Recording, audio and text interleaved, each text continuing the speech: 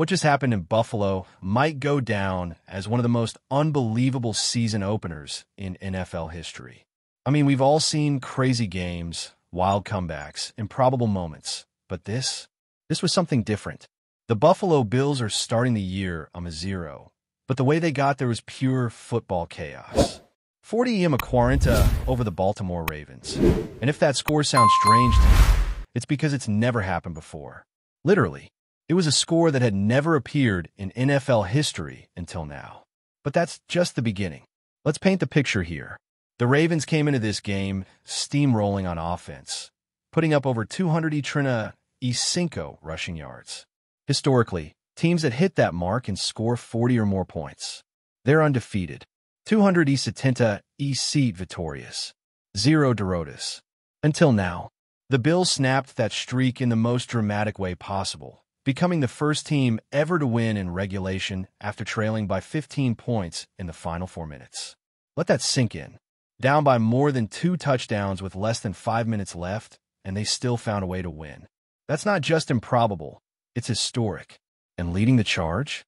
Josh Allen, who somehow keeps rewriting the rulebook on what a quarterback can do. The guy passed for almost 400 yards, threw 2 touchdowns, ran in 2 more, and most importantly, did not turn the ball over.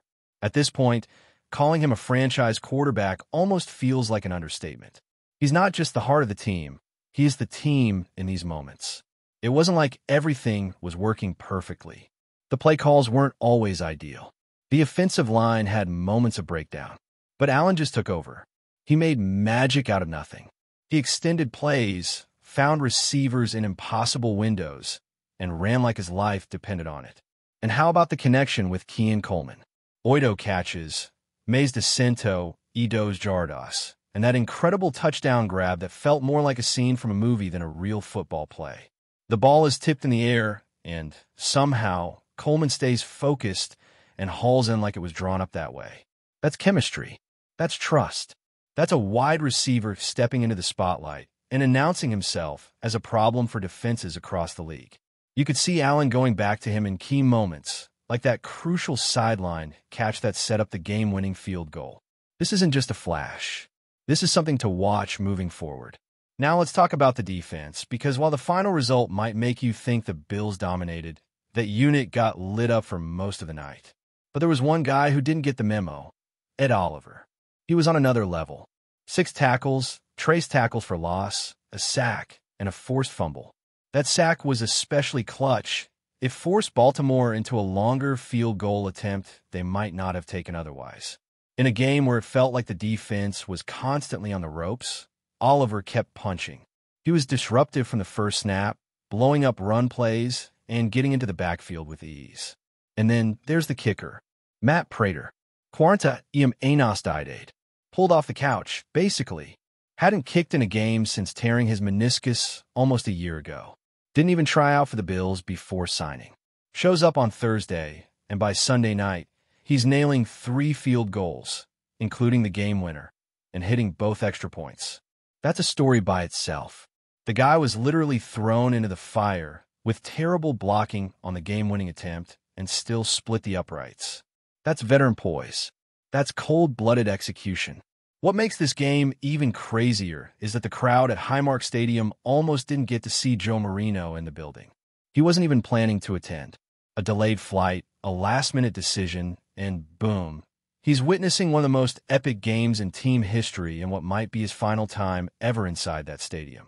A poetic goodbye to a legendary venue that's seen more than its fair share of iconic moments. It felt like the football gods were writing their own script for this night. But it wasn't all perfect. The first half had its share of frustrations. After that opening touchdown drive, the Bills' offense hit a wall. 2 straight 3-and-outs. Conservative play calling, trying to bleed clock, keep the Ravens' offense off the field, and control the tempo. And it didn't work. Allen wasn't running. He wasn't throwing deep. It felt like they were playing scared. That's the kind of approach that can sink a season before it even starts. But then, when the moment demanded it, Allen snapped out of the cage and started playing like himself. That's what changed everything. James Cook deserves some credit too. Dezoito tokes, Mays DeCento Jardas to scrimmage, and a touchdown. He wasn't dominating, but he kept grinding, slipping through tackles, picking up tough yards, keeping drives alive. When you've got a guy like that who can get you production even when he's not in rhythm, you've got a legit playmaker on your hands. And how about the tight ends? Dalton Kincaid and rookie Jackson Haw both had big-time plays. Kincaid's touchdown on the opening drive was pure precision. Allen rifled it through the middle of the defense, and Kincaid snatched it without hesitation. Then he followed it up with a toe-dragging sideline catch that beat a top corner in Marlon Humphrey. That's next-level stuff. Jackson Haw, on the other hand, might have had the most wow moment of the night that no one saw coming. First NFL target of his life. Contested catch, bobbles it twice, then brings it in for a 29-yard gain. He's known as a blocker, not a pass catcher. But he made it count. New faces kept showing up in big moments. Joshua Palmer, in his Bills debut, caught 5 passes for 60 yards, drew a massive pass interference call that set up a score, made critical grabs to keep drives alive. The moment wasn't too big for him. Then there's Brandon Codington on special teams. Opened the game with a kickoff return that gave the offense great field position. Later, fielded a punt with a defender, drilling him the instant the ball touched his hands, and he held on. That's the kind of play that doesn't show up in fantasy stats, but it changes games. And let's not overlook the coaching. Sean McDermott made 2 crucial decisions that helped swing this game. First, at the end of the first half, he burned all 3 timeouts on defense to give Allen a shot at a late field goal. With just 30 seconds, Allen moved the team into range, and Prater nailed it. That kept it a 1-score game heading into halftime instead of letting it get away. Second, after missing the 2-point conversion late in the fourth quarter, McDermott chose to kick deep with less than 2 minutes left instead of going for the onside kick. Risky move, but it worked. The defense got a stop, Allen got the ball back, and the rest is history. You could see what this one meant to everyone. Joey Bosa said he felt like he was dreaming. Joshua Palmer talked about how calm Allen was during the comeback, how his confidence rubbed off on everyone. Rookie tight end Jackson Haw was speechless.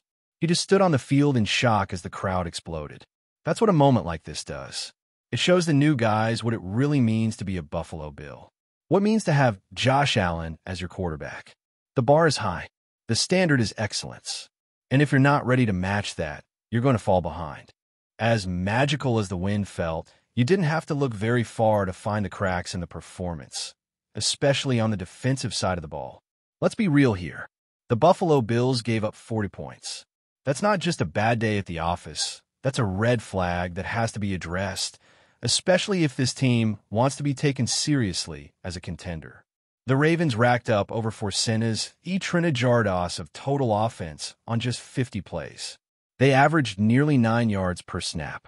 That's not a defense getting beaten occasionally. That's a defense getting cooked repeatedly. You saw it with your own eyes. Lamar Jackson and the Ravens' offense didn't even need to be methodical.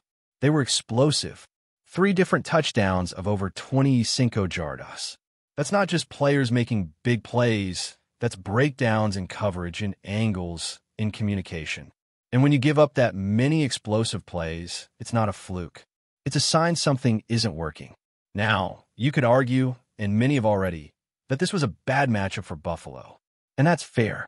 The Ravens' offense, with its combination of speed, power, and misdirection, has always been tough for the Bills to handle. But it wasn't just scheme. It was execution. Baltimore threw in a ton of tempo, using quick snaps and silent counts to mess with Buffalo's ability to disguise coverages. That pre-snap disguise is something the Bills rely on. It's how they bait quarterbacks, how they rotate late and confuse looks. But when the Ravens were snapping the ball without any warning, it threw everything off. Suddenly, the linebackers weren't getting their calls in. The safeties were slow to react. The angles were bad. The gaps weren't filled. And once that started snowballing, it felt like every snap was the defense playing catch-up. You can't play defense like that against a quarterback like Lamar Jackson. He'll make you pay, and he did again and again.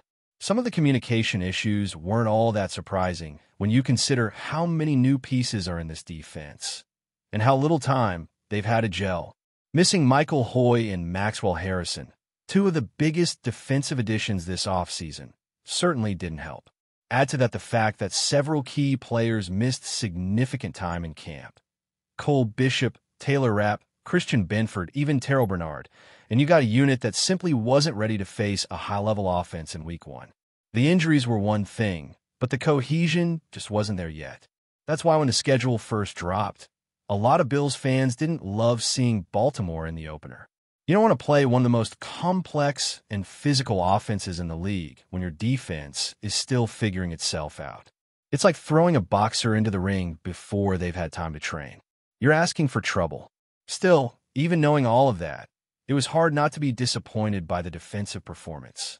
You expect growing pains, but giving up 40 points and over 200 E5 rushing yards, that's not just growing pains. That's a full-blown malfunction. The only thing that saved them was those final 3 defensive series, 2 3-and-outs, and a forced fumble that gave the offense one more shot. Credit where it's due. They showed up when it mattered most. But if we're being honest, that kind of finish can't mask what was a rough night overall. And if you think the challenge ends there, think again. The Jets are up next, and while they're not the Ravens, they present some similar issues. Mobile quarterback, explosive running backs, tough receivers, physical line play. It's like the Ravens light. And if the Bills' defense doesn't tighten things up quickly, it could be another stressful afternoon. Now let's shift back to the offense for a second. As heroic as Josh Allen was, the start of this game raised some serious eyebrows. After that beautiful opening drive touchdown to Dalton Kincaid, the next 2 possessions were 3-and-outs. And not just any 3-and-outs, ugly ones. On the first one, James Cook ripped off a 9-yard gain on first down, and then the Bills called 2 straight runs that got stuffed. The next drive, a series of quick, horizontal passes that went nowhere. No motion, no rhythm, no Josh Allen improvisation. It was like they were trying not to lose rather than trying to win. And that's the part that frustrated so many fans watching. This team is built to be aggressive. When you've got a quarterback like Allen, you don't try to win games by shrinking the field and hoping to grind out first downs. You let him sling it. You let him move the pocket. You put the ball in his hands and trust that he's going to make something happen. Those early drives felt like the team was playing scared. Maybe it was an overcorrection from last year's turnover struggles. Maybe it was part of a broader plan to control the clock and help the defense. But whatever the reason, it nearly cost them. Luckily, Allen broke through that ceiling. He took over. And once that switch flipped, the Ravens couldn't stop him. He wasn't just a quarterback out there. He was a force of nature. But the fact that it took until the second quarter for that switch to flip is a reminder that coaching still matters. Play calling still matters. Philosophy still matters. And if this team wants to be elite, they've got to stop playing scared. Let's not ignore the failed 2-point conversion, either. After that late touchdown to cut the deficit, the Bills drew up a fade to Keon Coleman, a rookie, in a contested situation, on the most critical play of the game. Even if you love Coleman, and there's a lot to love, that's a low percentage call. Those fade routes are among the least efficient plays in football, even when you've got someone like Calvin Johnson running them. So why go to that in the moment that matters most? That's a decision that deserves scrutiny. Ironically, missing the 2-point conversion might have been a blessing in disguise. It forced the Bills to kick deep with 3 timeouts remaining. And as we saw, that decision paid off. They got the stop. They got the ball back. And Josh Allen did the rest. But still, that's a moment where better decision-making might have made the ending a little less dramatic. And finally, let's talk about what this win actually means going forward. Because yes, it was exhilarating. Yes, it was historic. But it was also revealing. The Bills are a team with sky-high potential and clear flaws. They have a quarterback who can win you any game, but a defense that might lose a few on its own if it doesn't improve. They have new weapons making instant impacts, and they have some coaching decisions that raise real questions. But maybe most importantly, they now have belief. Because when you've pulled off a comeback like that, down 15 points in the final 4 minutes on your home field against a playoff-caliber team, you start to believe you can do anything. And that's powerful. That's what brings teams together. That's what creates swagger. That's what builds culture. Before we dive back in, make sure to hit that subscribe button and give this video a thumbs up Your support helps us keep delivering the latest Buffalo Bills updates straight to your screen. And hey, don't hold back. Let us know your thoughts on today's news down in the comments. The NFL rumor mill is swirling with one of the wildest whispers of the offseason. The Buffalo Bills have reportedly reached a deal to bring in none other than TYREEK Hill. Yes, that TYREEK Hill. If true, this move would instantly create one of the fastest and most explosive offenses the league has ever seen, a terrifying thought for every defensive coordinator who already loses sleep preparing for Josh Allen. Imagine Hill lining up opposite Stephon Diggs, with Allen's cannon arm ready to launch the ball 70 yards downfield. Add in rookie burners and the versatile James Cook out of the backfield, and suddenly Buffalo isn't just dangerous. They're practically a track team in shoulder pads. Speed has always been Hill's calling card, but pairing him with Allen's deep ball ability feels like a cheat code straight out of a video game. Of course, nothing official has been confirmed, and skeptics are quick to point out how complicated a move like this would be. Hill remains under a hefty contract, and prying him away would demand serious financial gymnastics. Yet insiders claim the Bills' front office is willing to push boundaries, desperate to maximize the championship window while Allen is in his prime. Whispers from league circles suggest that backroom conversations have already taken place, fueling speculation that Buffalo is ready to go all in. The potential fallout across the AFC would be massive. Defenses already stretched thin against Allen's scrambling, and Diggs' precision would now need to account for the league's most feared deep threat streaking past safeties. It's a nightmare scenario for rivals like the Chiefs, Dolphins, and Bengals, each of whom has enjoyed recent success exploiting Buffalo's limitations. If this move goes through, those days may be numbered. For now, it remains in the realm of rumor, a tantalizing what-if that has fans buzzing and social media ablaze. But should the Bills truly pull off the unthinkable, the NFL may have to rewrite its defensive playbooks overnight. The phrase fastest offense in football wouldn't just be hype. It would be reality, clad in red, white, and blue. That's a wrap for now. If you enjoyed the video and want to stay on top of all things Buffalo Bills, make sure to subscribe and hit that like button. We'd love to hear what you think in the comments. See you in the next update.